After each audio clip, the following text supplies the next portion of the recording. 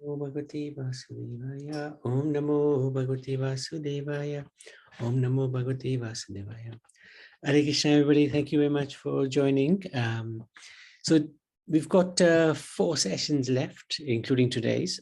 And I was thinking of doing a summary of the Bhagavad Gita today. Bhagavad Gita explains to us how to live in this world.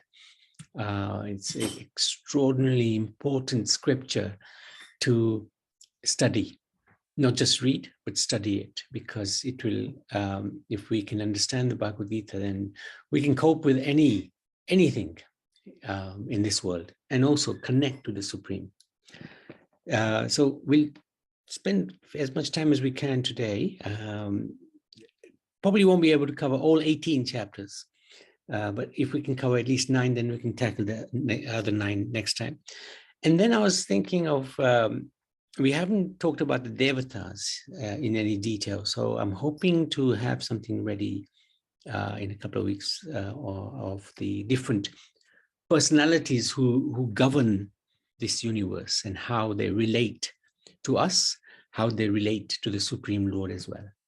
So, and then we can see what to do for one. Maybe that'll cover all the 4 weeks that we have left. So, Bhagavad Gita, summary of chapters and the different themes. So, chapter 1, Krishna makes Arjuna confront his demons. So, the battle was about to start, and Arjuna requested Krishna, I want to see who's come to fight. Please take the chariot into the middle of the battlefield. This is extraordinary in itself, because Krishna has decided to become a servant of his devotee, which is really mind-blowing in itself. But this is the relationship that the Lord has with his devotees. He can become subservient to his own devotees because of something called bhakti. Bhakti is very, very powerful. It even controls the Supreme Personality of Godhead. So that's why bhakti is given such a high priority in the Vedic scriptures. So Arjuna orders Krishna, take the chariot in the middle of the battlefield. And Krishna is Krishna. You know, whenever we take shelter of him, he will bring us to the place where we really don't want to be. He took the chariot right in front of Bhishma. And Bhishma, not only the most powerful warrior in that battlefield, but also Arjuna's most beloved grandfather. So when he saw Bhishma in his full gear, ready to fight, he was shocked. He couldn't believe, he just lost all control of his senses. How can this be? Krishna, what are we doing here? Because Krishna took him to confront his demons. So he will do that to us as well. But he'll also give us the strength to deal with those demons. This is the beauty of the Lord. He will make us face what we are most vulnerable at facing, but he'll also give us the strength to cope with that. So then Arjuna feels weakness of heart, and he gives many reasons as to why he should not fight, such as compassion, lack of enjoyment, because you're killing all the people that we're going to enjoy with anyway, incurring sin by fighting, destroying family and its tradition. He gave some very reasonable arguments to Krishna. So that's the first chapter. Krishna doesn't say a word, right? Well, he says a few words, but not much. Because Arjuna is basically telling Krishna that this is what I need. And we do this as well. We do this often. We pray to the Lord. This is lacking in my life. If you make this happen, everything will be fine. We don't let the Lord communicate with us. We communicate with the Lord. So Arjuna was doing the same. He was communicating to the Lord without wanting to hear anything back in return. So we have to give the Lord a chance. so that he can reciprocate with our predicament. And everybody has a predicament in this material world. You can't avoid it, right? This is the material world. So, second chapter, Arjuna realizes that the problem is much bigger than he can handle. And he surrenders to Krishna. So this is important. This is when the Lord then begins to speak, because Arjuna has surrendered unto Krishna and he wants to listen. Now, what do you propose, my Lord? I've told you what I think, but what do you think is best? Because one thing about the Lord, because he's our Father, and today's Father's Day, so happy Father's Day. Because he's our ultimate Father, the Father will never do anything to harm the child, their children. So we can be assured of one thing: whatever happens to us is for our own good. And even if we may consider it not such a good thing to have, something inauspicious that's come into our life, we should understand that it's there for a purpose. It's there because the Lord wants to improve our relationship with him. He won't do anything which is going to be against the soul, us, the Atma. So the Lord immediately, this is the thing about Bhagavad Gita, immediately takes him to the spiritual platform. He does not mince his words. He says to Arjuna that, okay, let me ask you guys, what is the first instruction that Krishna gives to Arjuna? I've given it away already anyway. Anybody like to volunteer an answer? What's the first instruction of the Bhagavad Gita? We are not this body, we are a spirit soul. Yeah, well done, Nina. Absolutely right. He tells him that all these kings before you, they've lived in the past, they're living now, they're going to continue living. And you are as well, and I am as well. So we are eternal beings, the Atma. And then he gives about 18 verses describing the difference between the soul and the body. That's one aspect. Now, Bhagavad Gita's chapter 2 is a summary of the whole Gita. There's 72 verses in it.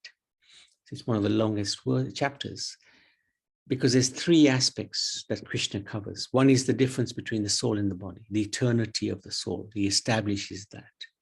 Second, he establishes that it's your duty. Your duty, what is your duty? From 2 points of view. One, according to your body you have received, but also from the duty of the soul in Sanatan Dharma, from the Sanatan Dharma point of view. So this is really, really important. And thirdly, he also describes, because Arjuna asks a question, Krishna describes the person who is performing his duty perfectly. Chapter 2 is a must to read. So he describes how this person sits, how he walks, how he talks, how he sits, how he controls himself, how he walks, how he engages his senses in the service of God, how he talks, how he deals with provocative situations, because that's what we're going to be facing constantly in this world. So chapter 3.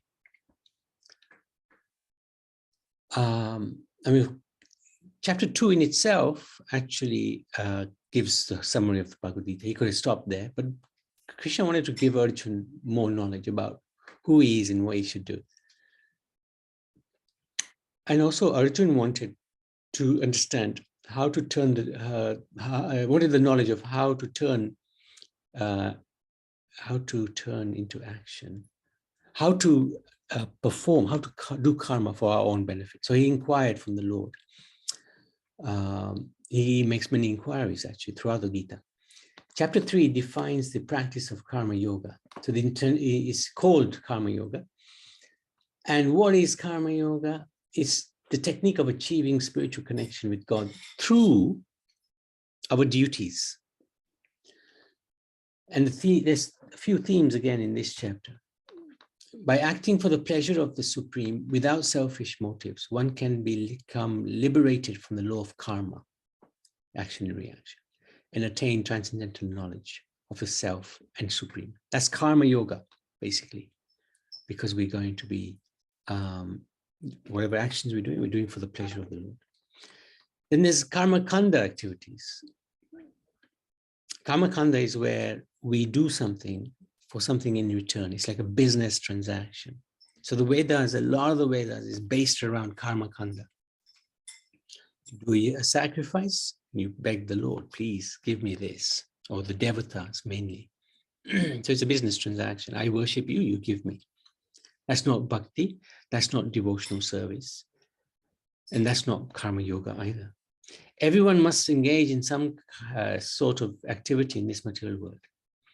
But actions can either bind one to this world or liberate one. So very easy example, which is I've given before. When you're eating something, that act of eating is karma. Either it'll bind you to this world, bind us to this world, or it'll liberate us. If we're eating meat, fish, eggs, it'll bind us very badly in this world. If we're eating even vegetarian food, which has not been offered to God, which is not prasad, it'll bind us to this world, even if it's vegetarian. But if we simply offer that food that we're going to eat to the Lord, it becomes prasad. It becomes non-different from God himself. And taking that food, that prasad, liberates us. Such a simple thing. Even someone may be liberated from this world through the practice of karma or bhakti, or still, whilst in this world, they will continue to act as an example, to set an example. So then Krishna explains so many different kings like Janak Raj, who are already liberated, but they lived in this world, they did their duty as an example for others. And then finally, Arjuna asks the question regards what impels one to commit sin in this world. And then Krishna emphatically answers him, it's only lust. And deal with this lust as fast as you can. Krishna gives him some really good advice. So this is how to live in this world, not be attached to this world, and start getting liberated from this world. This is why Bhagavad Gita is how to live in this world. It's a roadmap, gives us directions how to live. Chapter 4 is Dhyana Yoga, Transcendental Knowledge. So let me just see what the title, summary. Spiritual knowledge is known as Shruti, that which is heard. In bygone ages, people would hear such knowledge, remember it, assimilate it, and perfectly communicate it to the next person without any adulteration. Transcendental knowledge is this knowledge which outlines how one can establish their divine connection with God. So famous Vedic quote is, aim to see God through the ears rather than the eyes. Our eyes may not be having good vision, but our ears, we can hear about God and we can effectively see him through the ears. The themes of this chapter: transcendental knowledge is passed down through disciplic succession from guru to disciple. And that disciple eventually becomes guru and has his own disciples. This is how Bhagavad Gita has been given, actually. How he reciprocates with everyone. God reciprocates. According to how we reciprocate with him, he will reciprocate back into, with us. Different types of karma are explained in this chapter. There's karma, there's vikarma, forbidden, sinful action. And then there's akarma. Akarma is where we do something, but actually there's no reaction because it's spiritual. The example of the prasad comes in again. And also importance of the knowledge, of knowledge and having a guru. Must have a guru in our life. Somebody who guides us in our spiritual progress. Very important. You can take a formal guru, or you can have a shiksha guru, like a guru you just learn from. All right, chapter 5, Karma Yoga again. So like chapter 3, but this time much more focused, much more in line with bhakti rather than in line with your activity, your duties. Arjuna wanted further clarification as he was confused by Krishna's instructions of renunciation. So the Lord guides him how to turn work into worship, outwardly performing all actions, but inwardly renouncing their fruits. The wise man, purified by the fire of transcendental knowledge, attains peace, detachment, forbearance, spiritual vision, and bliss. How can we get there? Every step, every journey starts with a step. And in this chapter, Krishna explains how to take steps in the right direction. There are steps leading to further entanglement in material complexities, worldly complexities. So we can either go in the right direction or the wrong direction. There's only two ways, right? It's hard to stay in the same place. Either we become more entangled in our worldly affairs, more implicated in our karmic activities, or we go towards the Supreme Lord. There are also steps leading to a life of liberation, freedom, tranquility. The themes of this chapter are Nishkam Karma Yoga is described. So Nishkam Karma Yoga is, okay, I do my duty for the Lord, but I have no real connection with God. I just do my duty. Nishkam Karma Yoga is where you actually connect your duties to God. So Nishkam Karma Yoga, you don't want the fruits. You don't care about the fruits. You're just doing the action for the sake of doing the action, surrendering the results to the Lord. The result of such action is that we, the soul, will realize we are not the doers. This is really difficult philosophical point to understand, because all of our life we've been doing things, so-called doing things. Now Krishna is saying to Arjuna, by the way, you're not the doer. Now, how to understand this? We're not the doer. We are the desirer. We want something, the Lord fulfills it. This is how it works. I'm lifting my hand. Okay, there was a desire to lift my hand. But actually the workings of the hand are controlled by material nature and the devatas. As soon as we desire to do something, there's a quick meeting between various universal forces. He wants to do this. How do we put that into action? It's a quick meeting, right? And then the action takes place. But we simply are the desirers. The rest is done by the devatas, universal forces, the Paramatma. There's 4 or 5 factors. We are one of the factors, but we're simply desiring. The action is done by others. Difficult point to understand. And what we're planning to do after this session finishes is to do a 26-week course on the Bhagavad Gita, chapter by chapter. Some chapters take a little longer, so that's why it's 26 weeks. But what we'll do is it'll be a little bit more intensive than this session. So you get an idea of Bhagavad Gita, a better idea. And also we'll go through in some detail this point about we are not the doers, because I completely understand that. It's a difficult concept to understand. When taken shelter of the Lord, the soul will see all souls with equal vision. The Lord also gives the first hint of Ashtanga Yoga to Arjuna. Understanding the position of the Lord leads to the peace formula. So this is chapter 5. These are the different themes in this chapter. Chapter 6 is a really tough chapter. Krishna describes this Ashtanga Yoga, the strict, regulated, focused regime of the ascetic yogi. So this is where he talks about meditation and bodily hatha yoga, how to sit and how to do pranayams. And in the present day, millions of people worldwide practice elements of this path, primarily as hatha yoga and pranayam, which offers benefits for physical and emotional well-being. In this chapter, the path of Ashtanga Yoga is explained in its entirety. The themes are as follows.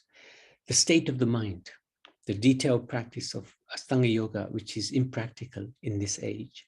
Arjuna questions this practice. So Krishna explains to him the practice. Now, nowadays people do yoga, but yoga actually means to connect with God. Nowadays people do yoga without God in the picture at all. That's not yoga. Yoga actually means to connect with God. So these bodily exercises are just exercises. And this state of mind, Krishna explains in the first few verses, how the mind can be the best friend or the worst enemy if it's not controlled. And then he talks about Ashtanga Yoga, and then Arjuna says, oh, it's easier for me to control the wind than to control my mind. And this is a fact, right? If we try to work out our mind, it's very hard to control, especially when you start to meditate. Within a second, as soon as you start sitting down, meditate, within a minute or so, the mind's gone somewhere. What's for dinner? Wonder what's on TV, things like that. So the mind, you've got to watch the mind. A lot of people don't even understand the mind is separate from us. But when we start meditating, you understand, oh, this mind is bad news. And then Krishna guides him how to control the mind. He gives him some answers. And then Arjuna says, okay, what happens to that guy who starts this journey of spirituality, but he doesn't make it? Is he lost? He's neither in this world, neither is he in the spiritual world. What happens to him? And Krishna gives him perfect answers. He says, don't worry, he's never a loser. And then he says the yogi who's performing bhakti yoga is the best. So this is very interesting. Knowledge of the Absolute is the 7th chapter. So this in the beginning, this is the beginning of, So the first 6 chapters are basically karma yoga. The last 6 chapters are jnana yoga.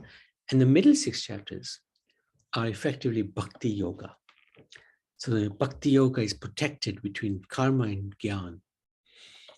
So this is the beginning of the middle section of the Gita, which focuses on bhakti yoga. All 6 chapters are very closely aligned with bhakti yoga. Bhakti yoga starts when Krishna enters the process. So this is the simplest explanation of bhakti. When God is center of our existence, that's bhakti. Krishna is the supreme truth, the supreme cause, the sustaining force of everything, both material and spiritual. Advanced souls surrender unto him in devotion, whereas other souls divert their minds to other objects of worship. Krishna mentions certain philosophical truths to instill confidence and conviction in the process of bhakti yoga. So there are few themes in this chapter. First is hearing is so important. It's the most important process of bhakti. Hearing attentively about God. Krishna gives a sense of where he is present in this world. And everything rests in him, just like the string that holds together the pearls in the necklace. He also describes the types of people who approach him and those who don't. He also describes the worship of devatas. So we'll try to look at that in probably not the next session, the session after that. What are the consequences of worshipping the demigods compared to the worship of the Supreme Lord? This is eye-opening stuff, because I think some of us will have been brought up in traditions where the worship of devatas is prominent, and Bhagavad Gita opens our eyes. This next chapter is the 8th chapter, Attaining the Supreme. Arjuna asks Krishna about the terms he uses in the last verse of chapter 7. The Lord answers him. He asks about, I think, 6 or 7 questions. And Krishna answers 6 or 7 of those questions within a verse. But then he focuses on Arjuna's most important question. How can we know Krishna at the time of death? Many would consider it morbid to contemplate death, but it is nevertheless a real situation that nobody wants to experience. But everyone has to face. There are four such unavoidable predicaments: birth, death, old age, and ultimately death. We often forget the inevitability of death, and thus Krishna deals with this very subject. Just clear my throat.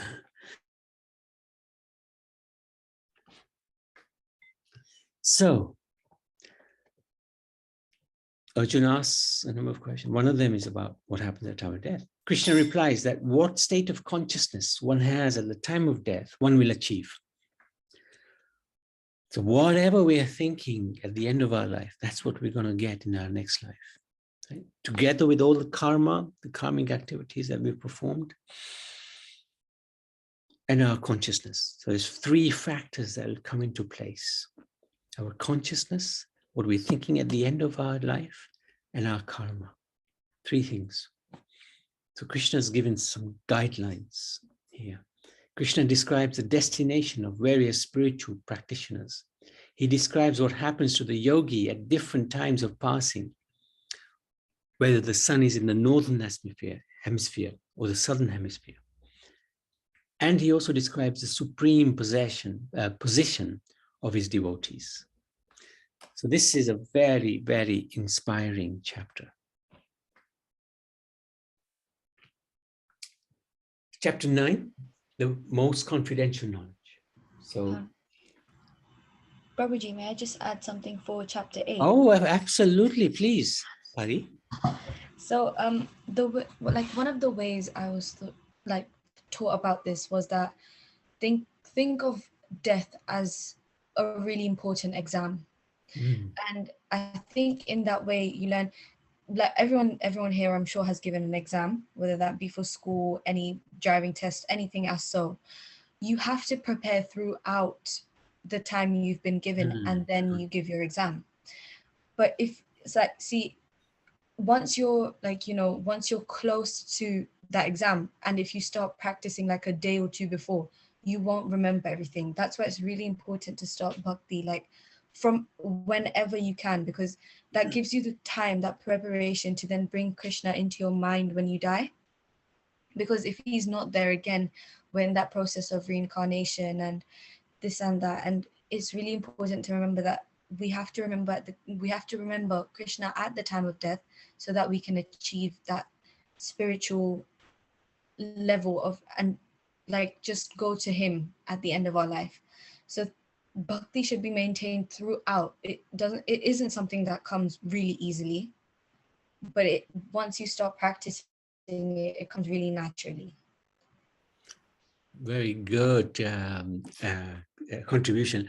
And one of the things, when we start the Sanatan Dharma Course on Bhagavad Gita, I want to encourage Pari actually, and Ishwari Kishwari as well, because they've been through the Bhagavad Gita course with us before, to actually share their realizations and take on some of the chapters, because they are very clued up actually. So thank you so much, Pari. And it's very good to hear from others as well, So well done. Thank you. So just as a pearl is hidden within a shell, or as a king travels surrounded by an entourage, the essence of Bhagavad Gita is hidden in the middle of the conversation. So in the 18 chapters, 9th chapter is a very important chapter. They're all important, but this one is phenomenal. It's called, in the 9th chapter, Krishna outlines the king of all knowledge, Raj Vidya. And the most secret of all secrets, he explains the essence of the Gita, the perfection of spiritual practice, the ultimate goal of life. And again, there are a few themes. Krishna is about to reveal the most confidential information about himself to his faithful devotee. The inconceivable nature of the Lord. That means he's hard to understand. He's impossible to understand. We don't even want to understand him. We just want to love him. Simply by engaging in bhakti yoga, he reveals within the heart himself anyway. And there are many misconceptions about God. And Krishna explains this, and he establishes the status of worshipping him exclusively. So this is one of the things about chapter 9. It's an extraordinary chapter. Krishna describes what happens to one who has committed sin and he repents and engages in bhakti. This is again something that will affect all of us, because we're in this world because not because we are the purest creatures in the world. So we will have done some wrong, even unknowingly. So how do we sort ourselves out? Krishna explains. Right. I wouldn't mind doing a couple more, unless are there any questions? Let's take some questions. If there are not many questions, I can do a couple more chapters maybe. Are there any questions at this point? I've spoken a lot. So happy for anybody to ask. Prabhuji, Yes, Pari. I have a little bit of a question. So where you said that, so I think this was chapter 4 or 5, I believe. Of course, we leave the results up to Krishna. So then why is there like, for example, we have a government, we have law and order. Why do we have that? Why can we not just leave everything up to God? Oh, I see. Right. Good question. He's given us a system to live within. Varnashram. We went through the Varnashram system. Yes.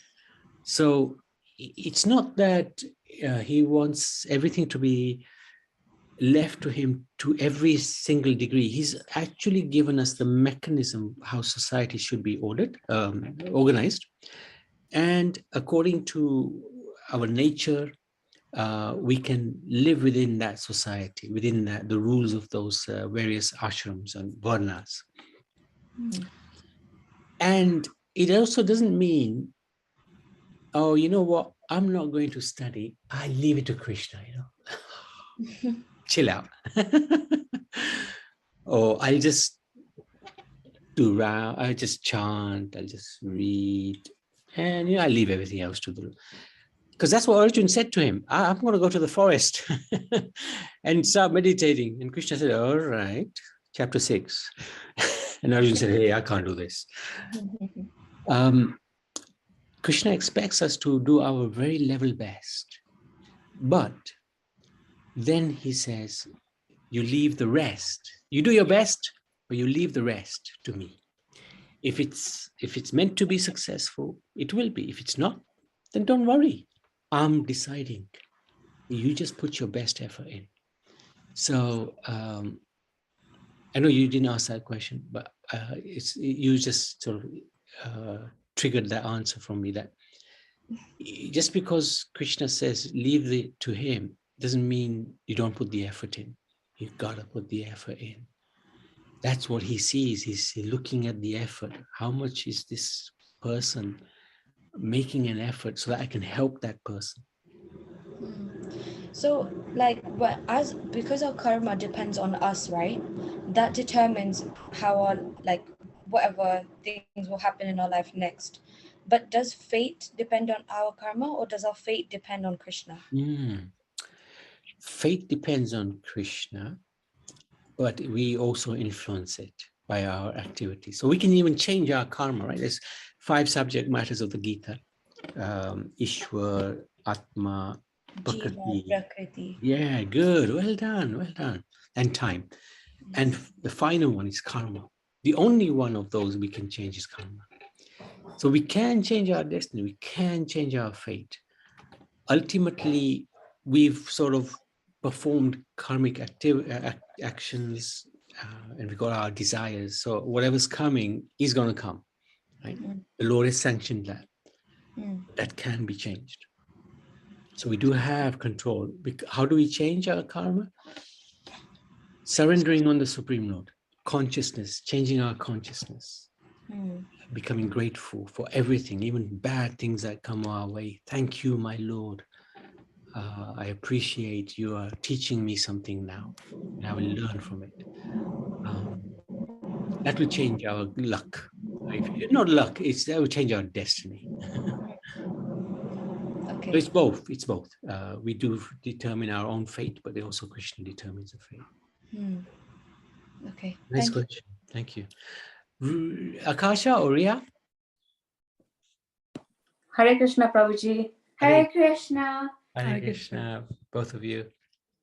I know this is a bit unrelated to what we're doing right now, but so I have a question. Sure. What does like the bindi on foreheads represent, and why do we have to wear them? Okay, good question. Okay. Bindis usually it's the married women who wear it. It was usually they used sindoor for bindis in the olden days. So not what we have now, that like the plastic version, the stick-on versions, the stick-on bindis. They used to use sindoor, which is also put in the middle parting here. So all married women would have that. So it's like the uniform of a married person, married woman.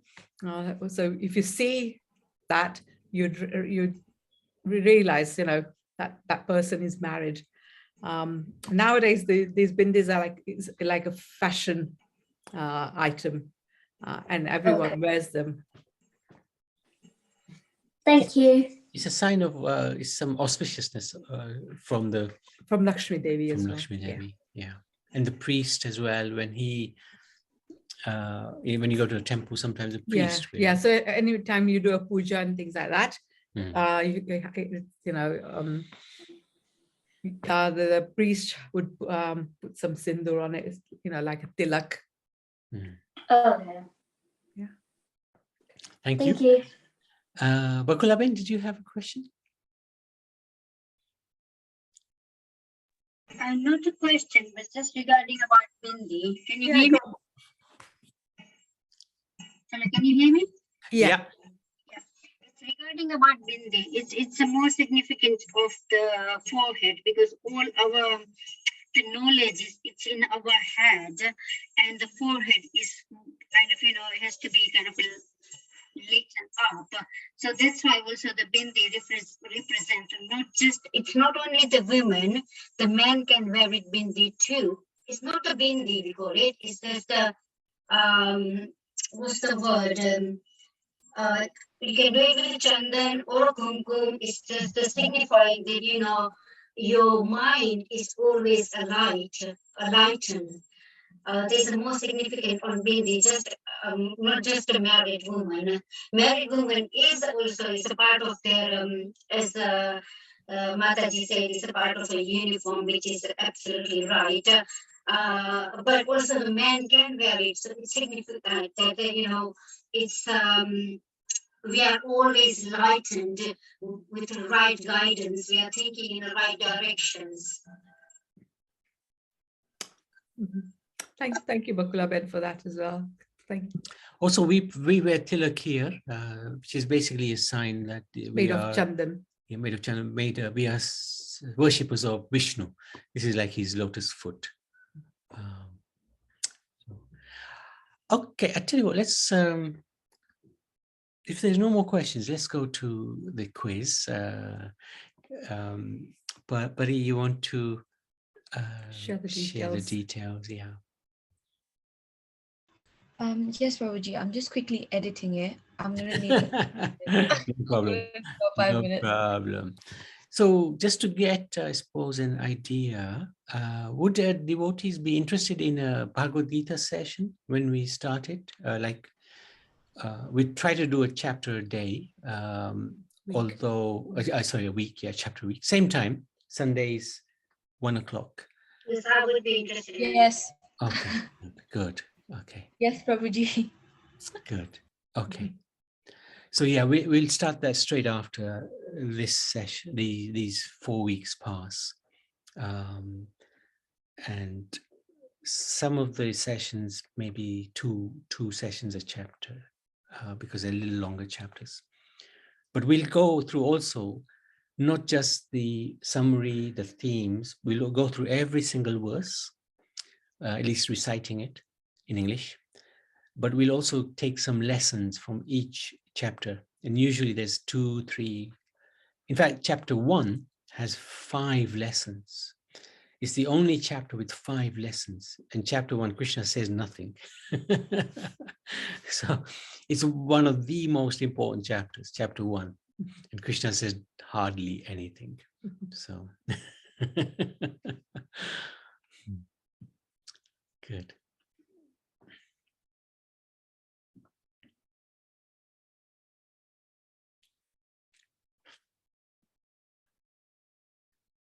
And if you have any topics that we've missed out, you want to us to touch on, please just put it on the group and we might be able to squeeze something in. If there's something that you're keen to understand and we haven't sort of covered it. Because Sanatan Dharma is very, very wide. What we haven't covered is Ayurveda, but we might just do a very quick session on that. If there's enough space time-wise.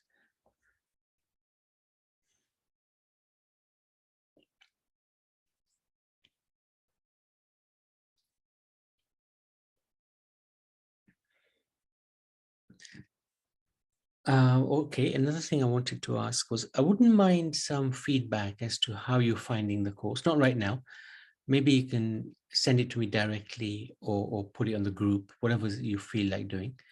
How we can improve it, where we can make improvements, what's positive about it, what's negative about it, just to help us, get our directions right going forward as well.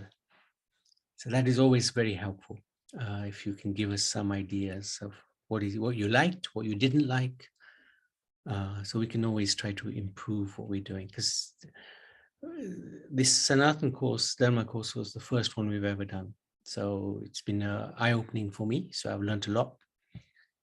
But we want to try to keep improving it, and so that we can serve the community better. Prabhuji, I'm just putting the code on it now. Okay, thank you so much. So everybody can go to quiz.com.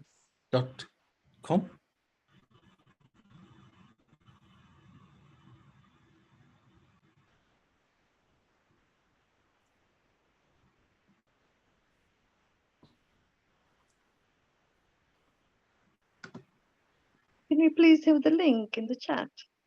Yeah, I think she's just trying to put that in. Thank you.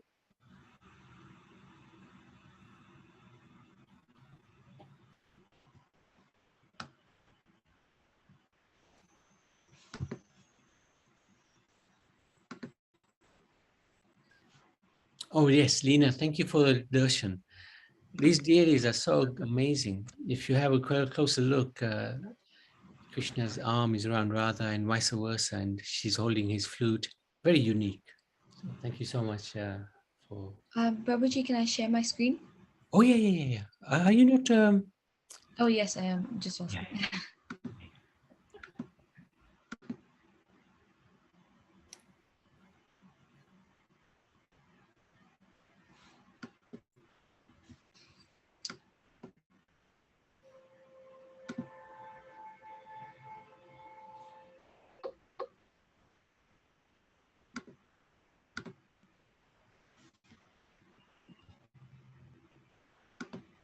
So the code is 282987. Please, if everybody can join. And today's quiz on Go Mata. Thank you, Pali, for putting that together. No problem, Prabhuji.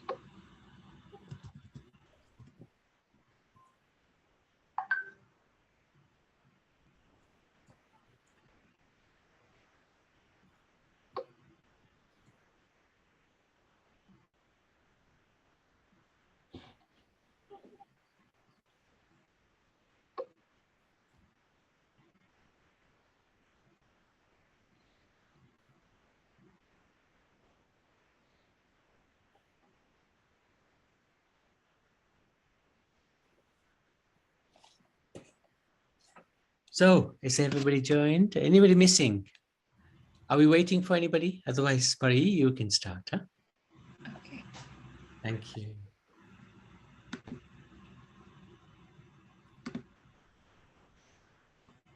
Okay, so this quiz is on the importance of Gaumata.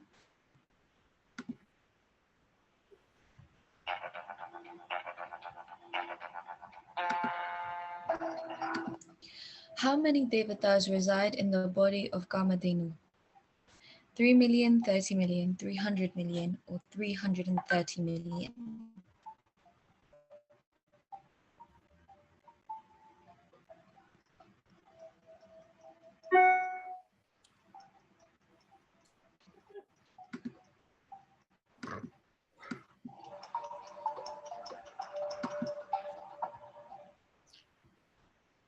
Okay, it was the last option. The four legs of the cow symbolize what? There's two answers for this one. The four Vedas, the four important demigods, the four pillars of religion, or four different weapons.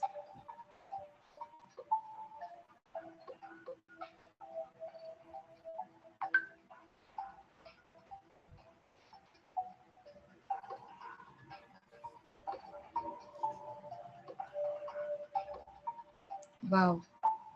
This was, wow. Okay, everyone got that right. Wow, that's good. How many forms does Kamadhenu exist in? 3, 5, 7, or 10?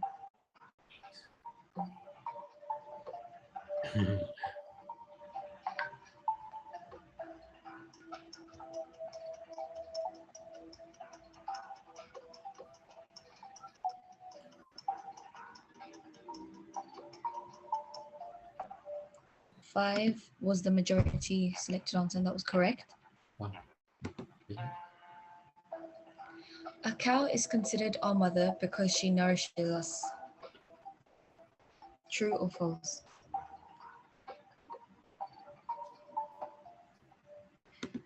True is the correct answer. Krishna has many pastimes with cows. He always pleases and takes care of them. True or false? True is correct.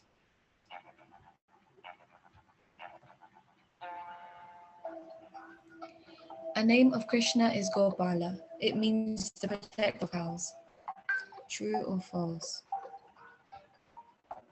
Everyone's getting these right. Oh, correct. It's true.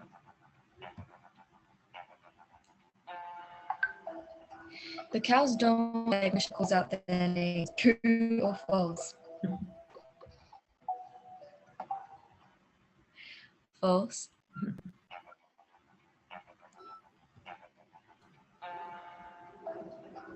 In 2017, neuroscientists produced a paper which explains that cows are bright and emotional individuals. What was this paper called? The physiology of cows, the personality of cows, the biological nature of cows, or the psychology of cows?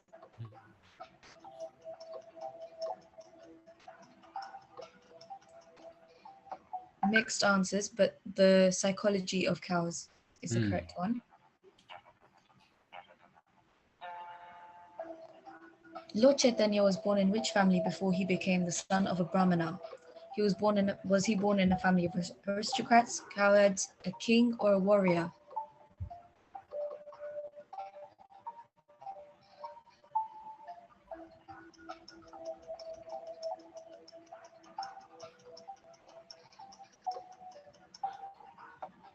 Cowards is the correct answer.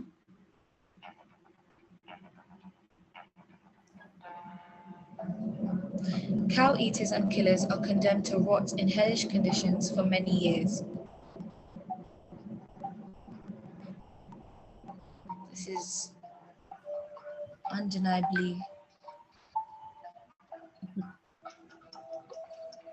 true. Just waiting for the last person to answer. Yeah. You want to end the quiz? Yeah. Thank you. Wow, well done. So in third place, we have Harish Prabhuji. Second, we have Riha. And first, we have Niklesh Prabhuji. Whoa, very good. Oh. Congratulations, everyone. Yeah, really good. Well done. Thank you. Thank you, Pari, for putting that together and everybody participating in the top 3. Well done.